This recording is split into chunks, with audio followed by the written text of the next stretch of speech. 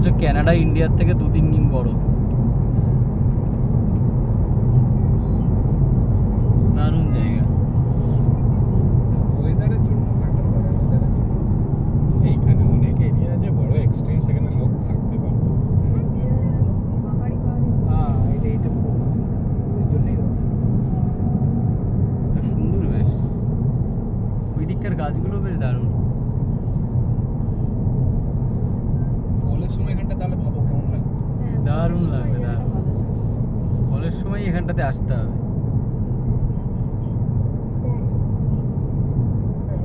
সুন্দর করে গাছগুলো